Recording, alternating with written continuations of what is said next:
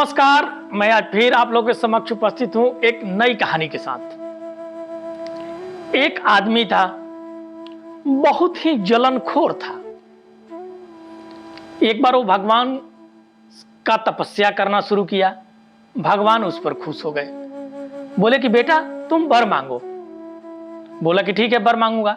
लेकिन भगवान ने एक शर्त लगा दी। बोले कि जो भी तुम मांगोगे उसका दुगना तुम्हारे गांव वालों को मिल जाएगा। थक हार के वरदान उसको मांगना ही था। कहा कि अच्छा ठीक है, आप दे दीजिए वरदान। वो मान गया। सुबह सुबह वो गया और कहा कि मेरी एक गाड़ी हो जाए। उसकी एक गाड़ी हो गई। पता चला कि गांव वालों के घर, सबके घर दो दो गाड़ियां हो गई। अब वो आदमी भीतर भीतर बड़ा जलने लगा। कहा कि अरे मैं मेहनत किया, मैं तपस्या किया, मेरी एक गाड़ी, इनकी दो गाड़ी।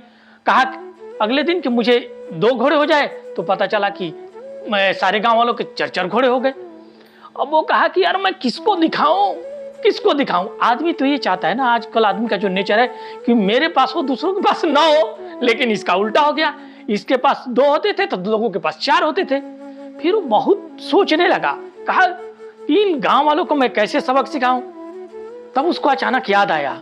तब उसने एक दिन कहा कि हे प्रभु, मेरा एक आंख चौपट कर दो, माने मैं एक आंख से अंधा हो जाऊं।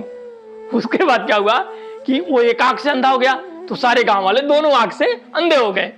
फिर उसने कहा कि मेरे घर के सामने एक कुआं खुद जाए। फिर गांव वालों के सबके घर के सामने दो दो कुएं खुद गए। अब उसको मजा आने लगा। कहा कि हाँ अब ठीक हुआ है। उसके बाद क्या हुआ कि बहुत सारे गांव वाले कुएं में गिरकर मरने लगे। तब उसको संतोष हुआ कि मैंने जो तपस्या किया था उसका फल अब मुझे मिला है। आजकल आदमी का जो ये नेचर है कि मुझे हो लेकिन दूसरों को ना हो, ये लेकिन ठीक नहीं है।